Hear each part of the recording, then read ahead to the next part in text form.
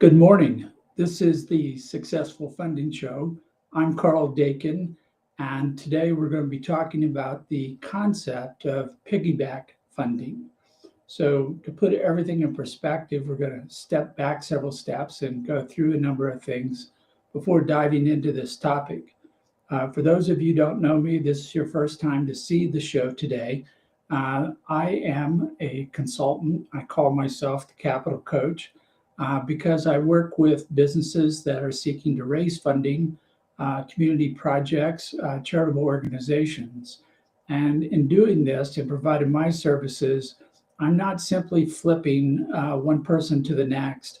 I am actually working to determine who you should be talking to, who's most likely to invest, designing the capital campaign and crafting the offers so that you can move through the funding process as quickly as possible.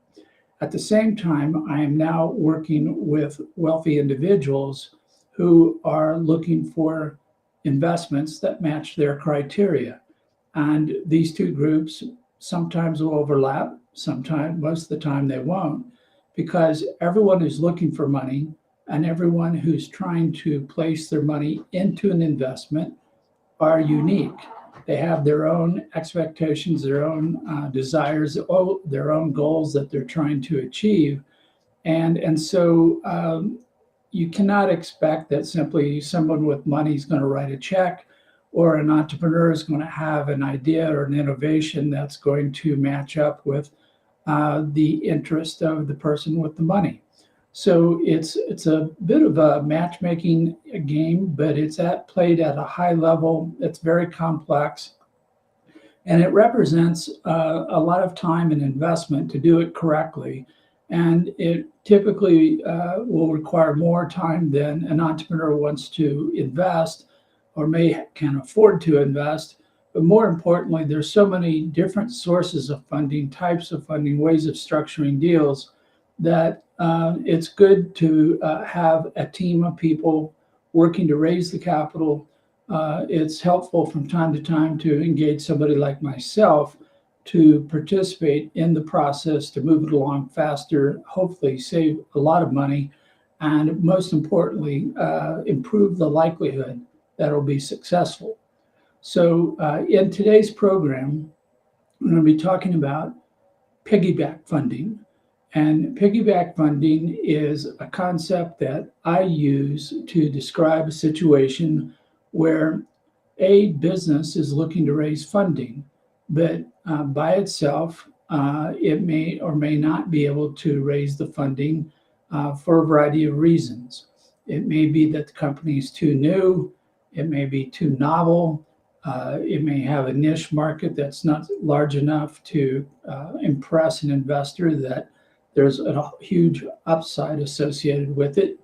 It may be that the investor doesn't know the leadership of the person or enterprise that's trying to raise the funding. And all these things contribute to the high probability that this campaign will be unsuccessful if it's done all by itself. So what I talk about when I talk about piggyback funding is that it's possible that if you take one group or enterprise that's looking to raise funding and you match it with another group that's trying to raise funding, that the two together may have everything that's needed to have a successful funding campaign. And this is a challenge for some people because they think that they can only raise money by themselves. And as an entrepreneur myself, I know how easy it is to hit the default button and try to do it all myself, do it yourself, DIY, and look to no one and nobody to help with a campaign. At the same time, when you're trying to raise money for yourself, you're thinking, well, I'm different, I'm unique, I want to raise money, I have money for my own needs. But what would be involved, how would it help me if I were to team with somebody else? And there are all kinds of examples where this is done all the time. but it's not in the default entrepreneur handbook of everyone's got to be a solo entrepreneur, everyone's got to succeed by themselves, and everyone needs to do it by themselves, or otherwise, for some reason, it's you get low marks from other entrepreneurs. And that may be true. You may not get onto a TV show. You may never be a star on a reality show if you raise funding by working with a whole lot of people, by teaming with people, by pairing with other businesses or organizations or charities. And the question you have to ask yourself is it important to be famous if that ever happens by doing something all by yourself? Or would you prefer the outcome of successfully raising the funding you need to move your opportunity forward and to be successful? So it's a question that comes up all the time. And one of the things that a lot of entrepreneurs is they don't think about, well, if I'm successful, who benefits? And this is the heart and soul of what Motivated Money is about. I talk about the concept of a funding soulmate, somebody who actually not only will invest in you because they may benefit from your success, but they need you to succeed in order to be successful in their own right. Somehow, for whatever reason, your success of your enterprise, your project, your charity will contribute to and make it possible for that person with the funding to also be successful. And in the example that I use, you're a missing ingredient. You're going to bake a cake, and if you don't have any sugar, the cake will taste awful because it's basically all flour and butter at that point. But with sugar, then it becomes a dessert. And if you happen to be the dessert in somebody else's recipe, then you have a chance to team with that person and help that person move forward. And the combination may prove to be way more successful than trying to do it by yourself.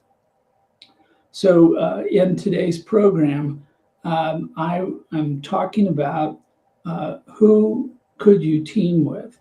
And as we look at the stakeholders that surround a common enterprise, there are so many different people that can benefit from the success of any single enterprise.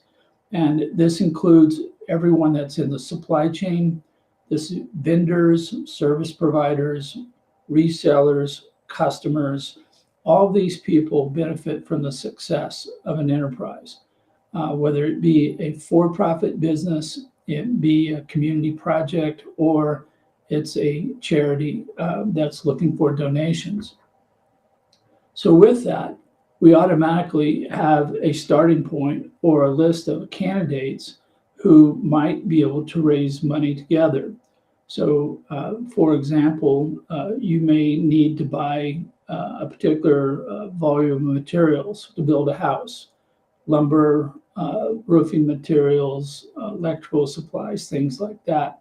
And if you're planning to build a building, whether it's a single building, commercial or residential, or it's multifamily, mixed use, whatever it may happen to be, it's going to be necessary to acquire all kinds of different materials that go into the construction of the building.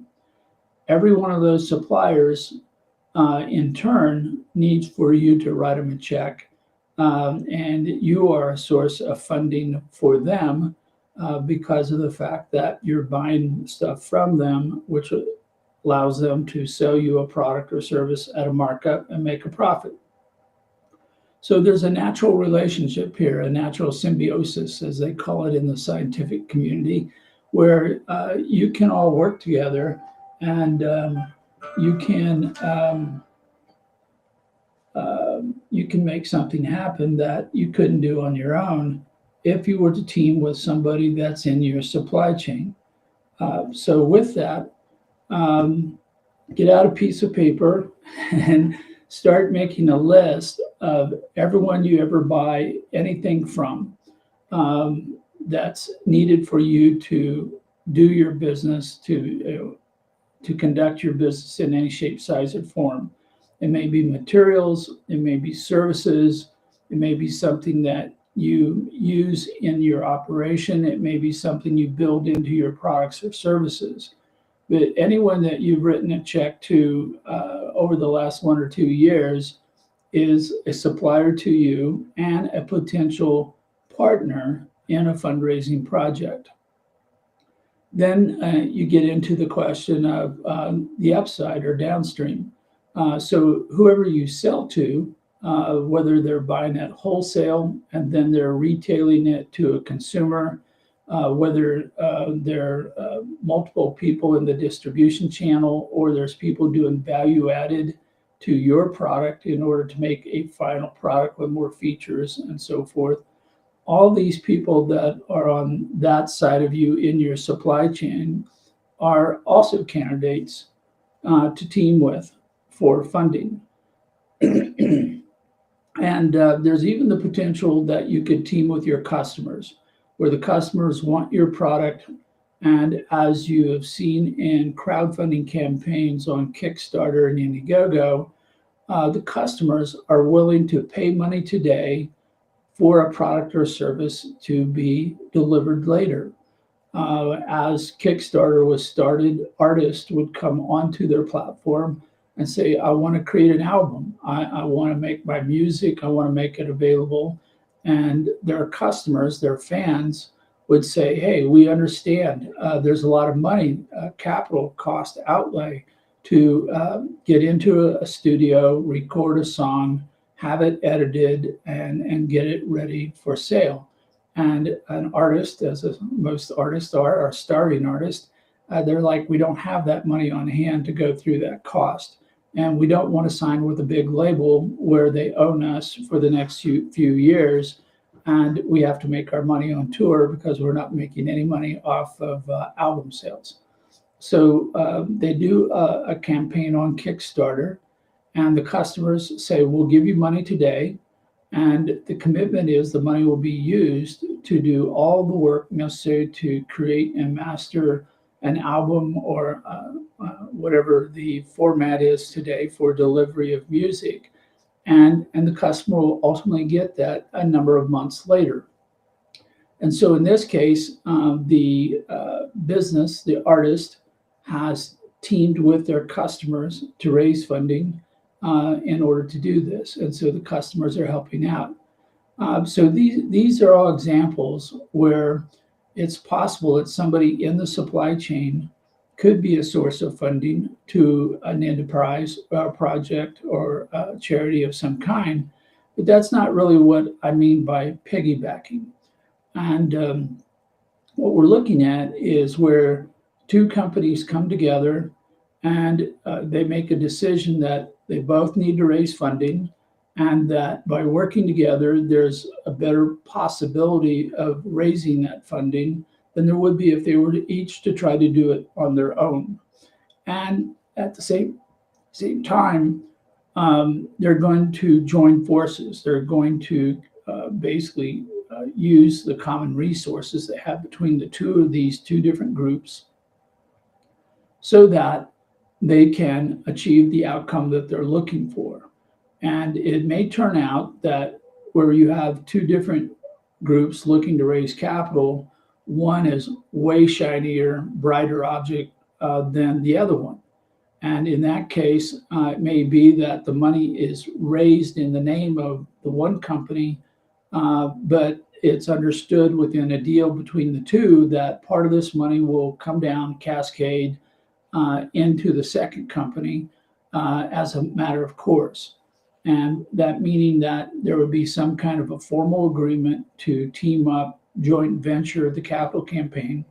And the one company is the one who files the paperwork with the regulators, state or federal governments, and they're the face to the public with regard to who is going to be writing the check to this entity.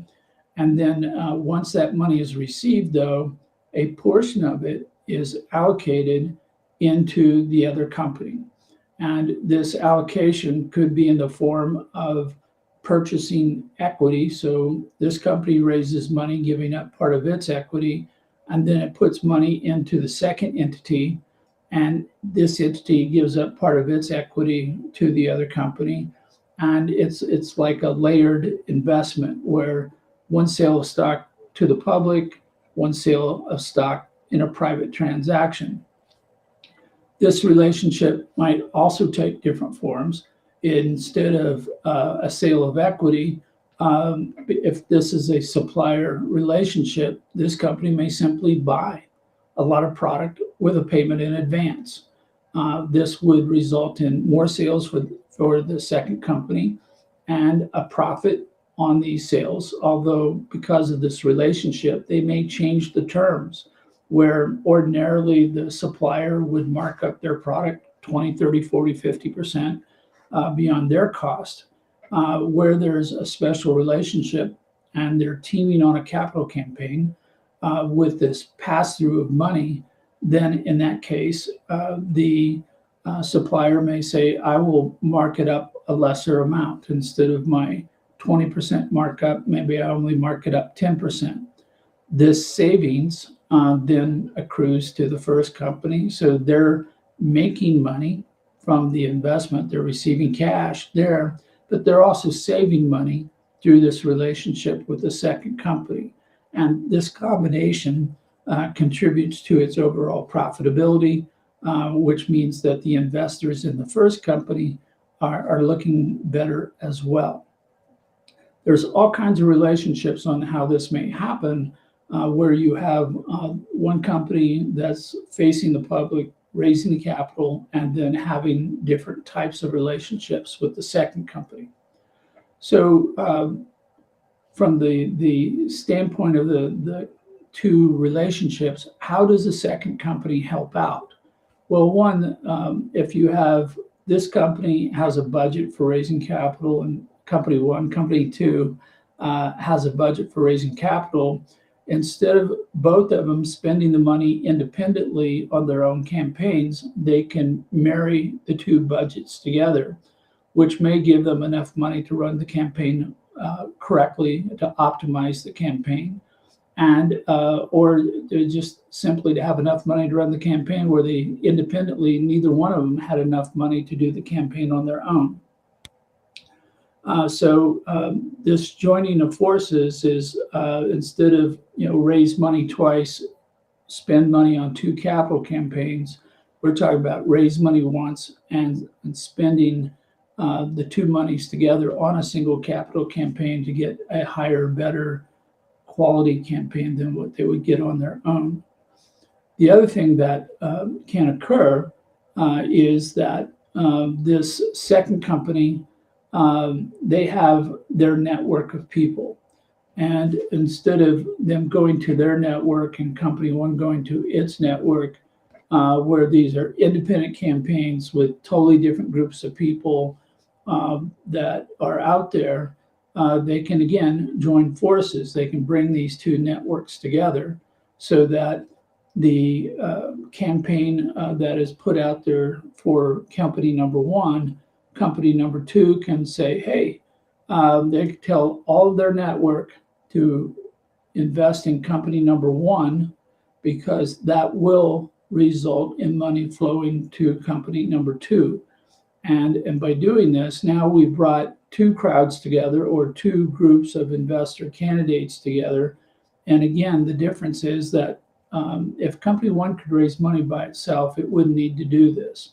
But by piggybacking the two campaigns together, where there's a joining of budgets, the joining of networks of people, relationships, we now have achieved a larger set of resources to do the campaign. We have a larger group of investor candidates to go to raise the necessary funding, and this enhances the overall campaign for achieving the outcome of raising money for both companies. So as we look at doing this, we are talking about a joint venture or a partnership in the raising of capital. It follows now a very, very normal path. We know that we have a certain group of people who we've pre-identified as being most motivated with regard to raising this funding. And we know that in doing that, it's possible for us to create a list of candidates. Some are known to company one, some are known to company two. Some are most motivated by investing in the in company one, and I just flipped my screen when I realized that motivated behind me was spelled backwards. But they're going to go tell their story to the people they know. And as those who read my instant funding newsletter on LinkedIn or have sat through previous successful funding shows, there are three primary requirements to any funding deal. The number one is that the investor has to trust the person who's asking for the money. And trust starts with knowing who that person is, having a relationship with them, a understanding or perception of integrity, credibility that goes into that relationship, which is strong enough to support taking money from the investor and giving it to the person or the opportunity seeking the funding in hopes that they get more money back in the future. So that's number one. Second is that they have the funding available immediately, ready to go. And the third is the motivation level. There may be people out there that like company one. And now I see I've got my hands reversed, so I've probably confused the eyes. So they like company one, but they don't know them. Okay, there's no relationship with the leadership. There's a whole group, most of the world, out of 7 billion people, don't know this company even exists. Those who do know they exist don't know the leadership, aren't ready to trust them with their money. But if you bring in company two, and company two says, goes to their network, everybody who trusts them, and says, please trust company one. We're partners together. We're working together. And so trusting them is like trusting us. And therefore, we have this larger group of people that trust us with their money. You have a larger network of people to pursue as investor candidates. It's also, as we work through the motivated money process, we will find that there's different levels of motivation, different levels of interest in investing. And we want to talk to those who have the greatest benefit from investing. We would prefer to talk to a funding soulmate if they exist, somebody who needs them. And it may turn out that if we're talking about this company over here, there may be nobody who needs them. That there's too many competitors, too many other things going on where they can either stick with what they're doing or they can find a suitable alternative. Whereas we talk with this company, this one may have a number of people who need it to succeed in order for them to succeed. And so by definition, this is the shinier object. This is the company that will be easy to raise money for, because when we identify everyone who needs this company to succeed, and it then teams with company two, this combination means that company number two has the ability to raise funding, where before it was competing with everybody else for the same dollars. And it's doing that by working with company number one to reach their niche of investor candidates. And in that way, they've achieved something they couldn't do before. If you think about it, maybe using an example of intellectual property, you could have a company over here who has good products, good quality products, but there's lots of products on the market, nothing distinctive, nothing that would be viewed as a patent or copyright, trade secret, anything that gives it a clear competitive advantage. But over here, we have a company that's got 5 patents. They've got a brand new innovation. They're first to market. They have all these attributes that a lot of investors look for. And again, if this company has none and this one does, then it makes sense for the 2 companies to team together.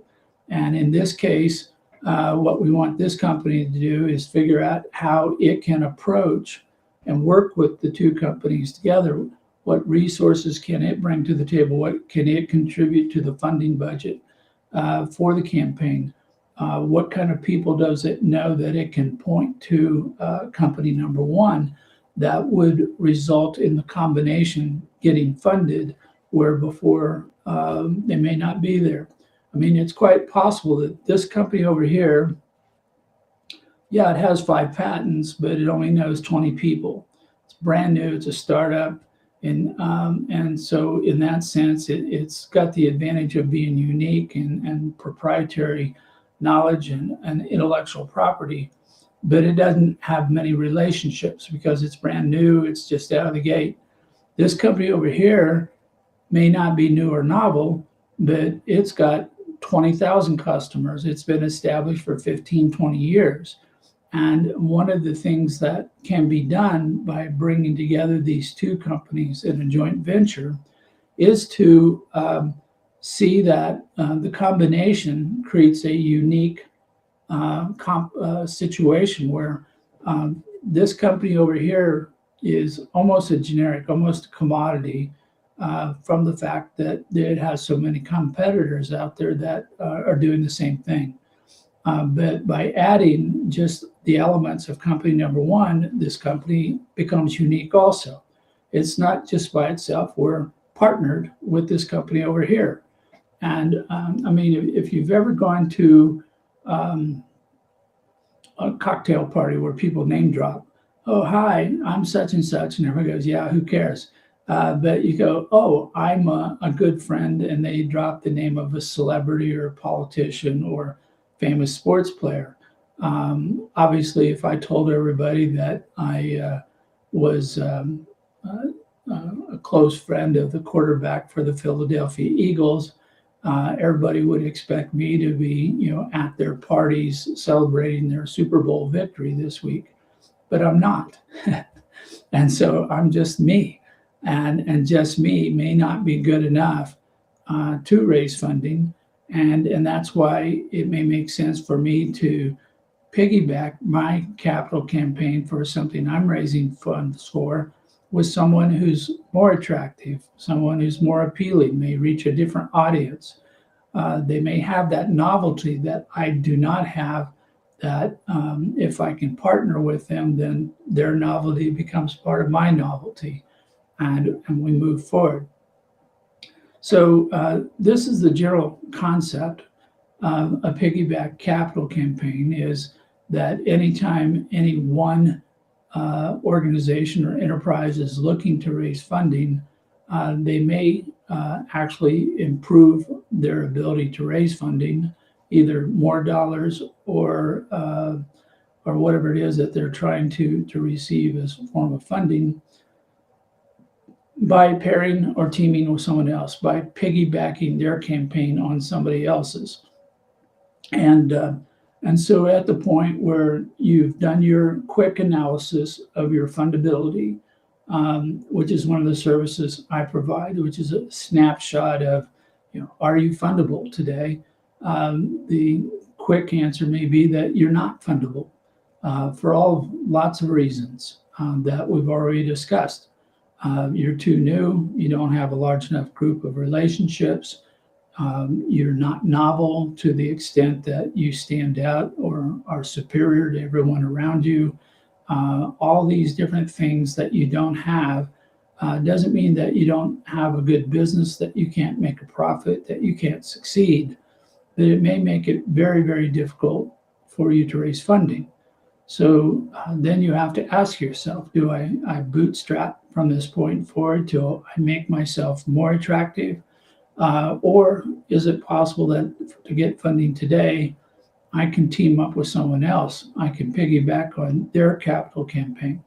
And by looking through your stakeholder network, by considering everyone who may benefit from your success, but more importantly, may benefit from another organization, another enterprise's success, you may find someone you say, if we teamed up, I think we can get this done.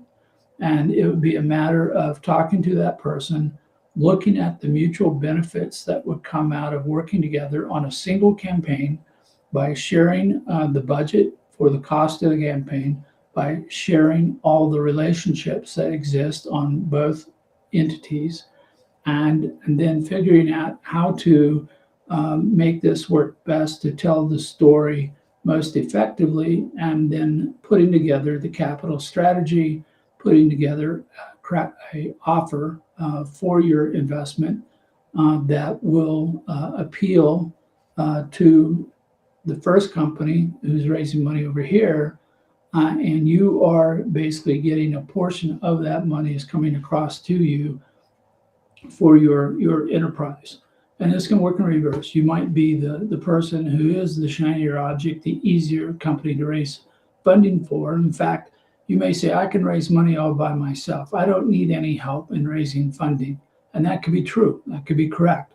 But then from a strategic standpoint, you might ask yourself, yeah, I could do it by myself, but would I get a better result if I paired and teamed with somebody else? Could I look to one of my suppliers or one of my distributors, resellers, retailers? Maybe I do something with my customers where if I did something like that, my funding campaign gets better. I might be able to raise more money. I might be able to raise money quicker. I might be able to reduce my cost of raising funding. At the same time, you're building strategic relationships. So when we talk about piggybacking, for some companies, it's a necessity. They simply will not be able to raise money unless they team up with somebody else. For other companies, they may not have to team up, but it may improve their likelihood of success, or they may say, I can do this on my own, but I'm thinking of a broader, stronger network of relationships, one that includes not only my investors, but every business that I do business with. It may include a relationship with a common cause, a social cause, such as an environmental group or a workforce group or some other group. You're saying this is something I care about, maybe we can team up.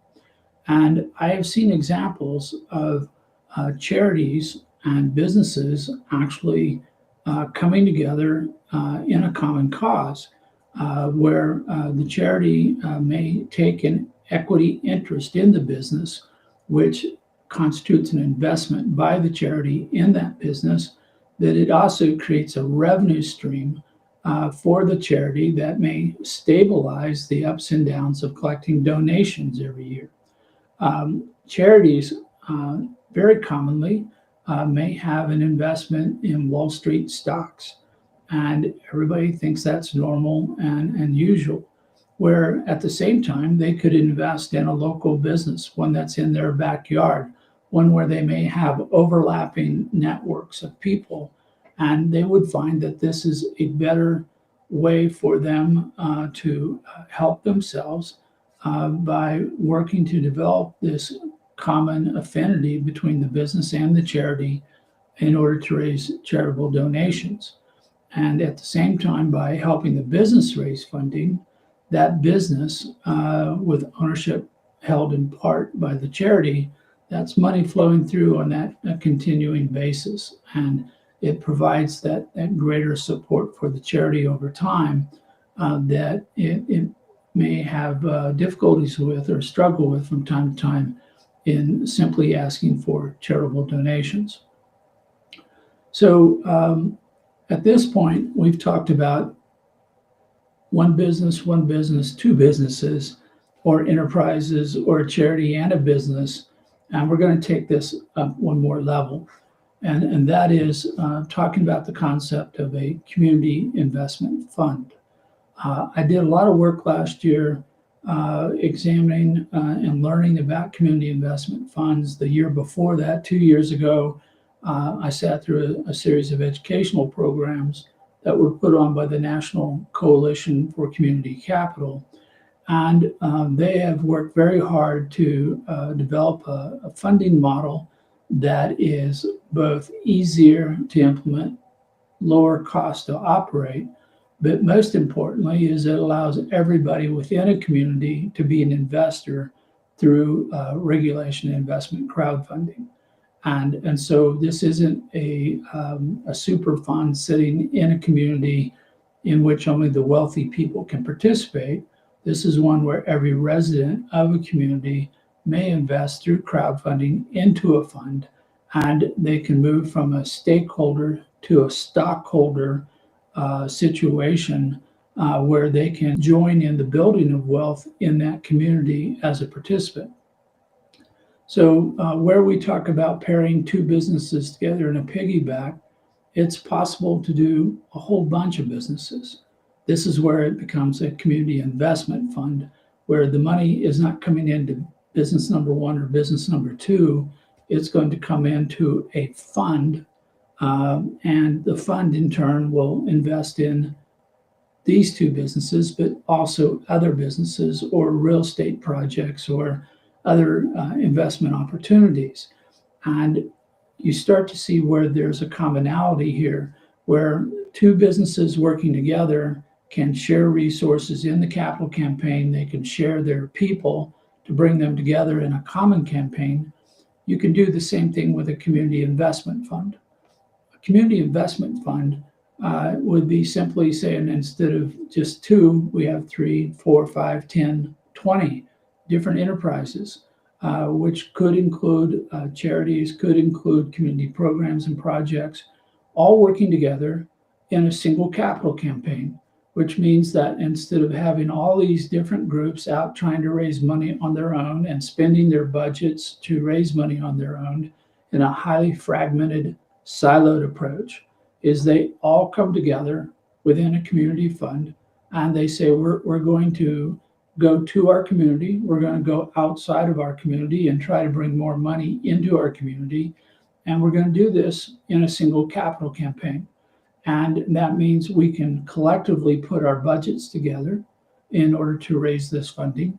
We can bring together all of our different networks that are in each of the individual participants in this in order to create this common capital campaign and to make it successful. And at this point, it gets interesting because as we add more businesses, there is a greater impact, a cascade, so to speak, where you may say the people who benefit from this business are over here, this one over here, this one over here, same thing over here. But if we put 20 businesses together under a common capital campaign within a community investment fund, then we may find that every resident in a community is going to benefit to some degree. You know, a great many of these may be employed by one of these many businesses, or they have a relative or somebody that they know, friend, family, associate, who's employed by one of these businesses. All these businesses are paying local taxes, which pay for the streets, the police, the safety, hospitals and education, things of that nature. And so by adding more people in a piggyback, but in this case, a community piggyback type of funding, we're improving the likelihood that everyone in the community will get 2, 3, 4 or more benefits from the success of raising money into the fund. And by doing this, if the fund is funded and the money comes down and cascades into these 20 businesses, then all 20 businesses have received capital, all 20 businesses are moving forward, and they did this in a collective, in a collaboration, which made it affordable to each of the businesses, that gave them enough money to do this, but it expanded dramatically the number of people who are going to benefit, and as a consequence, the probability of success goes up. So the idea of not raising money by yourself, I use the term piggyback.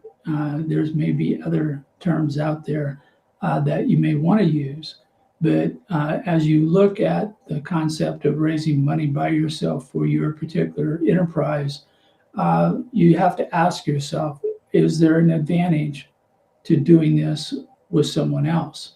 Is there someone who is in a position where it's easier for them to raise money? Is it possible by combining our resources that we can each do a better job of raising funding?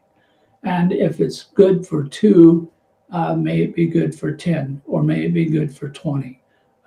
May it be easier, rather than raising money for yourself, to round up another 19 other businesses, charities, community projects, and have everybody work together to make this happen.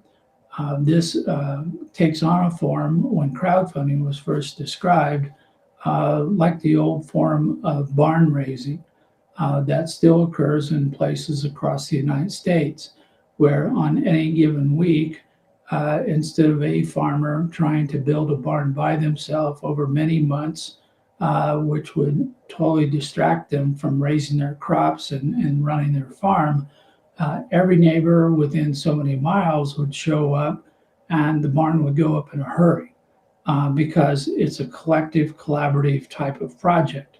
And then everybody can go home and work their farms, and then sometime later it's the next farmer's turn to put up a barn on their property, and then yet another farmer on their property. And this is one of the powers of collaboration, which doesn't show up as often as it should when you think about small businesses, communities, and so forth. But it's a principle that almost every person in the United States is familiar with. We've all heard the term mutual fund. A mutual fund is simply an investment in an entity which in turn owns stock in a whole lot of other companies. And instead of going out and buying stock in this company and that company, this company and that company, is been pitched. It may not be true, but it's been pitched that it's cheaper, easier, more convenient to invest into a mutual fund, which diversifies your risk by spreading over your investment over multiple different companies, than it is for a person to try to learn about, get up to speed, invest in, and monitor a whole bunch of different companies, which may be outside of their skill base. It may be outside of their time availability. So quicker, simpler, faster, let's just buy a mutual fund and forget about it. So when we talk about raising money at the small business level, think about joining forces. Think about what can be done as a group, what can be done as a community in order to make raising funding simpler. So that's pretty much the topic for today that I wanted to cover. I welcome anyone who has a question about funding. One of the things I do is I offer to provide 15 minutes of no charge consulting. If you have a question about raising funding, simply send me an email at kdakin@dakincapital.com, and we'll schedule a time and try to give you some of my insight from my 46 years of raising funding that might be applicable to your situation, and hopefully answer your question or point you to someone who can answer your question. If you would like to talk to me about engaging me and my services, I'm happy to have that conversation as well, because that's how I put bread on my table. And I have a variety of other things I do to share information about raising funding. As I mentioned earlier, I do publish a newsletter on LinkedIn called Instant Funding. You can find it under my profile. You can subscribe to it on the weekly or daily basis. I do this show, Successful Funding, every Tuesday at 8 a.m. Mountain Time, 10 a.m. Eastern Time on Tuesdays, where you can join in the audience, you can ask questions, and I commonly will bring in a guest or an expert to have a conversation about a topic on funding. And then I have an AI avatar named Cap, standing for the Capital Coach. He's out today, 1 day vacation for technical updates, but he's supposed to be back tomorrow. And if you go to my website at dakincapital.com, Cap will be there to answer your questions 24/7, 365. And these are all ways I share information without charge. If you have an interest in a more formal education, I do put on an educational program. The one that's on the calendar now is investor identification, which is key to me in the motivated money approach. The next program will start, I believe, on April 2nd. It'll be 4 one-hour sessions on Wednesday mornings at 8 a.m. Mountain. So check my website and you can get information on that. So that pretty much covers it for today. There's the, see, I do have information on the course available to me.